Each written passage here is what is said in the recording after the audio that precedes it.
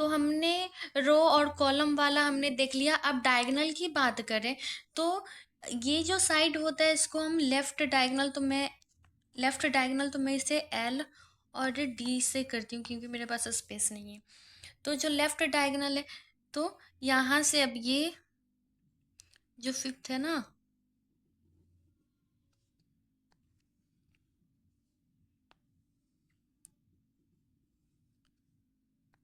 ऐसे वो left diagonal हो गए। और राइट डायगोनल की बात करें तो इसे हम आर और डी लिख देंगे, जो 7, 14, 21 एंड 28 हमें देखने को मिलेगा इस तरीके से कुछ।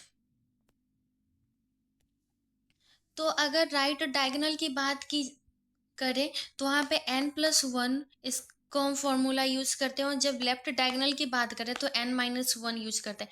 अब मैं यहाँ पर ना एक शॉर्ट मेथड में बताऊंगी, मतलब इजी फॉर्म, जो पता कर सके कि मतलब अगर कोई कॉलम दिया है और अगर मुझे राइट डायगोनल पूछे या लेफ्ट डायगोनल पूछे तो मतलब हम पता कैसे करेंगे कि मतलब क्वेश्चन में पूछ क्या रहा है, किस तरीके से हमें बताना है। अगर जब भी ये लिखा हुआ मिले ना कि द नंबर chart having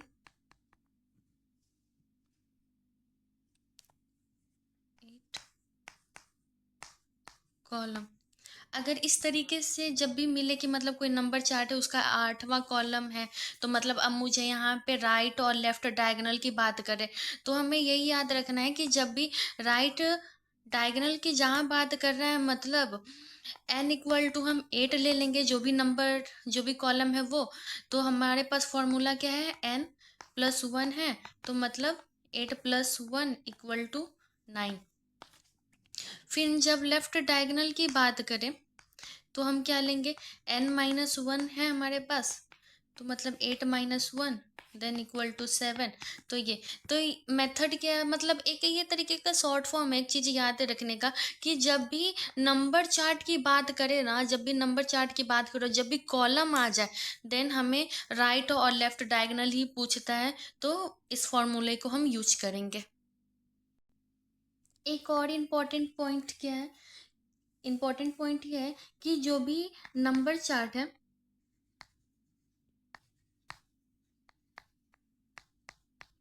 वो जो है स्टार्ट होगा जीरो से, वो हमेशा जीरो से स्टार्ट होगा। और जब जीरो से स्टार्ट होगा इट्स मीन्स उसके पास हम कहेंगे कि वो जीरोथ रो उसके पास होगा और जीरोथ कॉलम भी होगा। और जब हम किसी भी नंबर को ये कहते हैं ना कि इस नंबर का पोजीशन क्या होगा इस चार्ट कॉलम में, तो वहाँ पे हमें फर्स्ट फर्स्ट हमें रो लिखना होता है, देन हमें कॉलम लिखना होता है।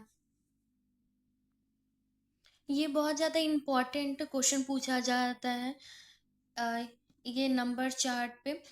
अब ये पूछता है ना कि मतलब चार पैटर्न बताओ, नंबर चार्ट पे किस तरीके के चार पैटर्न होंगे। तो पहले मैंने बताया है आप लोगों को कि पहले तो राइट डायगोनल हो जाएगा,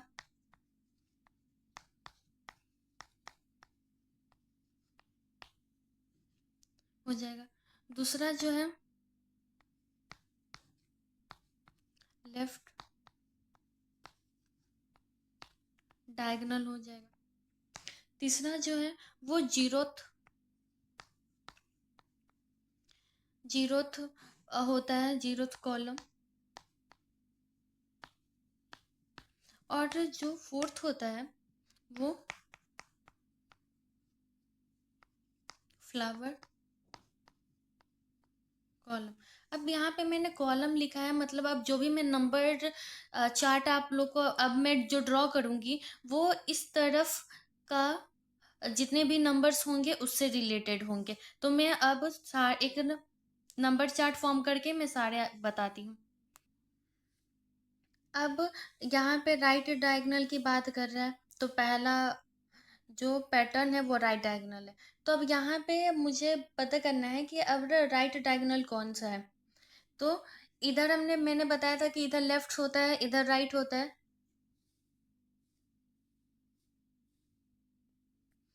तो ये जो है वो हमारा राइट डायगोनल, ये हमारा राइट डायगोनल हो गया।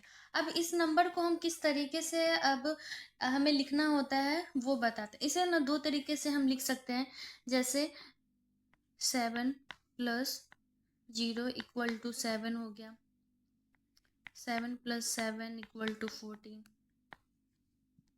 7+14 इक्वल टू 21। पहला तो ये मेथड हो गया। अब दूसरी मेथड की बात करें तो 7 × 0 equal to 0, 7 × 1 equal to 7, 7 × 2 equal to 14। तो जब भी ये पैटर्न पूछता है ना, तो हम पैटर्न तो लिखते ही हैं, साथ में हमें ये नंबर चार्ट पे दिखाना भी होता है। और इम्पॉर्टेंट ये है कि जब हम इसे जब शो करते हैं ना, तो हमें ये बताना भी होता है कि इस नंबर को हम किस तरीके से लिखते हैं, क्योंकि यूनिवर्सिटी में जब भी पूछता है तो इस तरीके से डिस्क्राइब करना होता है हमें, तभी उसके बेसिस पे हमें अच्छे मार्क्स मिलते हैं। अब लेफ्ट डायगोनल की बात करें तो लेफ्ट डायगोनल ये है जिसका फॉर्मूला n-1 होता है। इसमें भी हम सेम ही करेंगे, जैसे 5+0 इक्वल टू 5। मतलब ये जो प्रोसेस है ना, वो प्रोसेस करना काफ़ी ज़्यादा इम्पोर्टेंट है।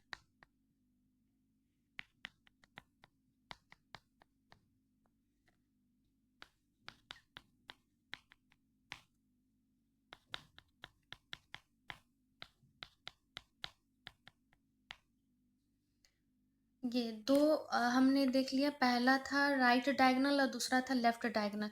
अब आगे के दो प्रोसेस हैं वो बता रही हूँ मैं। अब जीरोथ कॉलम की बात करें तो जीरोथ मतलब ये है जीरोथ कॉलम। तो बट यहाँ पे जीरोथ कॉलम में काफ़ी सारे डिफरेंट रो आ रहे हैं, जीरोथ रो, 1th रो, 2nd रो, 3rd रो, ये सारी चीज़ें आ रही हैं।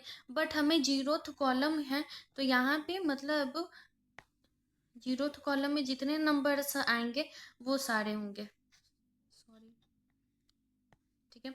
तो इस तरीके से तो मतलब कौन कौन आ रहे हैं, तो 0, 6, 12, 18, इस तरीके से ये सारे नंबर्स हैं। अब फोर्थ जो है वो फ्लावर कॉलम है। तो फ्लावर कॉलम में इसी में से ना फ्लावर जैसा इस तरीके का स्ट्रक्चर्स बनता है, ऐसे।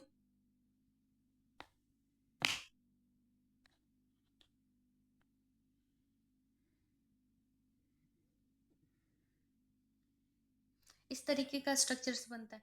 तो इसका ये कॉन्सेप्ट है ना कि जब हम इस दोनों नंबर को जब हम ऐड करते हैं तो इसका ये डबल हो, मतलब इस दोनों नंबर का अगर हम ऐड करते हैं और इसको जब हम इंटू 2 करते हैं ना, तो ये इसका इक्वल हो जाता है। इसमें भी वही है, इस दोनों नंबर को ऐड करते हैं तो इसका हम डबल करते हैं तो ये नंबर हो जाएगा। तो मतलब हम इसमें लिखेंगे 2+14 इक्वल टू 16, फिर लिखेंगे 7+9 इक्वल टू 16। और यहाँ पे हमें 8 है तो 8 × 2 करेंगे तो वो भी हमें 16 मिलता है। तो फ्लावर वाले में इस तरीके से लिखना होता है हमें, और इस तरीके से स्ट्रक्चर्स फॉर्म करना होता है।